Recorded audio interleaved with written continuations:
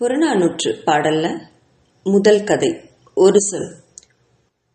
உறையூர்ல சோழன் நலங்கிள்ளியோட அரண்மனை. ஒரு நாள் சாயங்காலம் நலங்கிள்ளியோட தம்பி மாவலத்தானும் தாமலப்பல்ல கண்ணனார் அப்படிங்கிற ஒரு புலவரும் பொழுதுபோக்குக்காக சொக்காட்டான் விளையாட்டு இருந்தாங்க. சொக்கட்டான்னா தாயம்னு அர்த்தம். தாமப்பல் கண்ணனாருக்கு சொக்கட்டான் விளையாட்டுல அதிகமான பழக்கமோ திறமையும் இல்லை. ஆனா அவரோட விளையாடிட்டு இருந்த மாவலத்தானுக்கோ அடிக்கடி அந்த விளையாட்டை விளையாடி நல்ல பழக்கமும் திறமையும் இருந்தது. சாதாரணமா இந்த மாதிரி திறமையால ஏற்றத்தாழ்வுகள் உடையவர்கள் எதிரெதிரே உட்கார்ந்து விளையாடுற விளையாட்டுகள் தொடக்கத்திலேயே தகராறுகள் வந்து பெருசாயி அது நிறுத்துறதும் உண்டு. ஆனா இங்க மாவலத்தானுக்கும் தாமப்பல் கண்ணனாருக்கும் இடையில ஒருவருக்கொருவர் நல்ல விட்டு கொடுக்கிற பண்பும் நட்பும் அன்பும் இருந்ததுனால விளையாட்ட முக்கியமா கருதி அதிலேயே அழுந்தி வெறி கொண்டு விடாமல் ஏதோ பொழுதுபோக்குக்காக ஆடிட்டு இருந்தாங்க. வேறொருவர் இந்த விளையாட்டுக்கு கூப்பிட்டு இருந்தா கற்றறிந்த பேரறிஞராக தாமப்பல் கண்ணனார் இத ஒரு பொருட்டா மதிச்சு விளையாடுறதுக்கு உட்கார்ந்திருக்கவே மாட்டாரு. சோழனுடைய தம்பியும் தன் அன்புக்கு உரியவனுமாகிய மாவலத்தானே விளையாடுறதுக்கு கூப்பிட்டதுனால மறுத்தால் அவனுடைய மனசு புண்படுமே அப்படிங்கிறதுக்காக அவர் விளையாடுறதுக்கு உட்கார்ந்திருந்தாரு. சொக்கட்டான் விளையாட்டு நடந்துட்டு இருந்தது. நேரம் ஆக ஆக பொழுதுபோக்குக்காக விளையாட்டு அப்படிங்கிற நிலை மாறி விளையாட்டுக்காக பொழுதுபோக்கு அப்படிங்கிற அளவுக்கு ரெண்டு பேருக்குமே ஆட்டத்துல அக்கறையோட சுறுசுறுப்பும் ஏற்பட்டிருந்தது. ரெண்டு சாரோருடைய சொக்கட்டான்களும் காய்களும் வேகமாக இடம் மாறுது. ஆட்டம் சுவாரஸ்யமா ஒரு எல்லையிலேயே போய் நிக்குது. ரெண்டு பேரும் சுற்றுப்புறத்தையே மறந்து நேரத்தையும் மறந்து அவ்வளவு ஏன் தங்களையே மறந்து விளையாட்டுல அவ்வளோ லயித்து போய் இருந்தாங்க. தொடக்கத்துல இருந்த அலட்சியம் போயிட்டு என் வெற்றி என் தோல்வி அப்படின்னு ரெண்டு பேரும் தத்தம் வெற்றி தோல்விகளை உணர்ந்து கவனத்தோடு விளையாட தொடங்கினாங்க. இப்போ புலவருக்காக மாவலத்தானும் மாவலத்தனுக்காக புலவரோ விட்டு கொடுக்க விரும்பாத அளவுக்கு ரெண்டு பேரும் தமக்காகவே விளையாடினாங்க.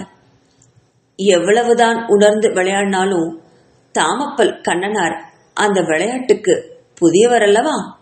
ஆகையினால மாவலத்தானுடைய கையே ஓங்கி இருந்தது. ஆட்டம் தவறாமல் புலவருடைய கைகளை ஒவ்வொன்றாக வெட்டிக்கிட்டே வந்தான் மாவலத்தான். புலவர் தாமப்பல் கண்ணனார் எவ்வளவோ முயன்று பார்த்தோம் ஒரு ஆட்டத்துல கூட அவரால மாவலத்தான வெல்லவே முடியல. சொல்லி வச்ச மாதிரி ஆட்டத்திற்கு ஆட்டம் அவருடைய தோல்வியும் மாவலத்தானுடைய வெற்றியுமே முடிவான நிகழ்ச்சியாக இருந்தது. தொடர்ந்து வெற்றி மாவலத்தானை மேலும் மேலும் வெற்றி கொள்ள செஞ்சது. தாமலப்பல் கண்ணனார் தோல்வியோட ஏக்கத்துல விழுந்து தவிச்சு போயிட்டார். சந்தர்ப்பம் மனுஷங்களை கெட்டவளாக்கி விடுகிறது. அது மாதிரி எப்படியாவது ஒரு தடவையாவது மாவலத்தான ஜெயிச்சே ஆகணும் அப்படிங்கிற ஆசையில புலவர் நேர்மையற்ற முடிவு ஒன்றை தமக்குள்ள செஞ்சுக்கிட்டாரு. அந்த முடிவின் விளைவு என்னாகும் அப்படிங்கிறது அப்போ அவரு உணர்ந்துக்கவே இல்லை. சூதாட்டத்துல தாம் வெற்றி பெற மறைமுகமான ஒரு குறுக்கு வழி ஒன்று அவருக்கு தெரிஞ்சிருச்சு. ஆமா, மாவலத்தானுக்கு வெற்றியை தரும் அந்த காய்கள்ல ஒன்ன தன் மேலாடையில அவன் அறியாமல் எடுத்து மறைச்சு வச்சுக்கிட்டாரு. திடீர்னு அவர் இப்படி திருட்டுத்தனம் செய்தத கொஞ்ச நேரத்திலேயே மாவலத்தான் கண்டுபிடிச்சிட்டான். அந்த ஒரு கணத்துல அவனுக்கு ஏற்பட்ட அளவிட முடியாத ஆத்திரத்தினால தனக்கு எதிரில உட்கார்ந்து விளையாடுறவரு தன்னுடைய மதிப்பிற்குரிய புலவர் அப்படிங்கறதையே மறந்து போயிட்டான். கோபம் மிகுதினால என்ன செய்யறோம்னே புரியாம தன் கையில் இருந்த மற்றொரு காயால புலவர் மண்டைய குறி வச்சு எரிஞ்சிட்டான். சூதுக்காய் புலவர் மண்டையில நெற்றியில மேல் விளிம்புல ஆழமா தாக்கி ரத்தம் கசிஞ்சிருச்சு. அவன் அப்படி செய்வான்னு அவர் எதிர்பார்க்கவே இல்லை. தாம் செஞ்சது குற்றமாயினும் அவன் செஞ்சது வன் செயல் அவருக்கு ஆத்திரத்தை உண்டாக்கிடுச்சு. குருதி கசியும் நெற்றியை வலது கையால் அமுக்கிக்கிட்டே, நீ சோழனுக்கு பிறந்த மகன்தானா அப்படின்னு அவனை நோக்கி இடிமுழக்கம் போன்ற ஒரு குரல்ல கேட்டாரு. அவருடைய இந்த ஒரு சொல்லுடைய பொருள் சோழன் தம்பி அவர் மேல இருந்த சொக்கட்டான் காயை விட வலிமையாக அவனை வருத்தக்கூடியது. தீயினால் சுட்ட புண் உள்ளாரும் ஆறும், நாவினால் சுட்டவடு ஆறாதல்லவா? அரச பரம்பரையில பிறந்த அவரை பார்த்து வேற யாராவது இந்த கேள்வி கேட்டிருந்தாங்கன்னா அவருடைய தலைவே இந்நேரம் உருண்டிருக்கும். ஆனா மாவலத்தான் அவருடைய அநாகரிகமான பண்பில்லாத இந்த கேள்வியை கேட்டும் சீறி எழாமல் நாணி தலை குனிஞ்சு உட்கார்ந்துட்டு இருந்தான்.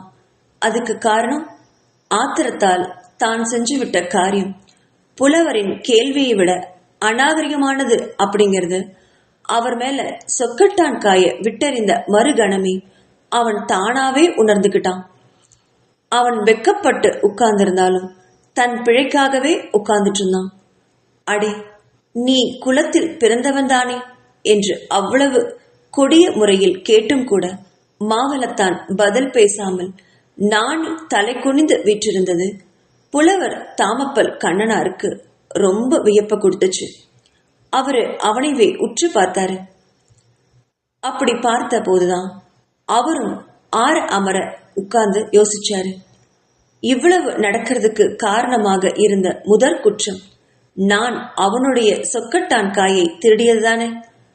ஆத்திரத்தில் அவன்தான் எரிந்து விட்டான் என்றால் அதற்காக நான் இவ்வளவு நாகரிகமற்ற ஒரு வார்த்தையை வீசியிருக்க வேண்டாம். நானே குற்றத்தை செய்துவிட்டு அவனை போய் தூற்றுவது எவ்வளவு அறியாமை. என்னுடைய அறியாமையால் அவன் தலை குனிய நேர்ந்து விட்டதே. இவ்வாறு சிந்தித்து தம்மை உணர்ந்த தாமப்பல் கண்ணனார் மாவலத்தானிடம் மன்னிப்பு கேட்டுக்கொள்ள விரும்பினார். இந்த எண்ணம் தோன்றியதும் அவர் தலை குனிந்திருந்த அவன் அருகில் சென்று அவன் கைகளை பற்றி உருக்கமான குரல்ல சொன்னாரு. வலவா, என்ன மன்னிச்சிடு. உன்னை நோக்கி ஆத்திரத்துல விடுத்த பண்பற்ற அந்த சொல்லை நீ மனசுல வச்சுக்க கூடாது. குற்றத்தை முதல்ல செஞ்சவன் நானா இருக்கவும் நீயே குற்றம் செய்தவன் போல நாணமடைகிறாயே. இது அல்லவா உயர்குடியில் பிறந்த பண்பு? உன்னுடைய இந்த உயரிய பண்பு காவிரி மணலை காட்டிலும் பண்ணால் வாழ்வர். அவர் சொல்லி முடிச்ச அதே சமயத்துல மாவலத்தானும் அவர்கிட்ட குறைவான குரல்ல தான் செஞ்ச குற்றத்திற்கு மன்னிப்பு கேட்டான்.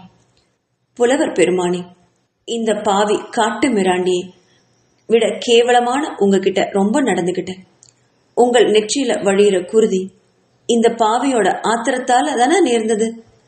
நான் ஆசையால தவறு செஞ்சேன், நீங்க ஆத்திரத்தால தவறு செஞ்சீங்க. ஆனா 2 பேருமே தவறுகளை உணர்ந்துகிட்டோம் அப்படின்னு சொன்னாரு புலவர். தவறுகளை மறைப்பதா பண்பாடு? உணர்வதல்லவா பண்பாடு?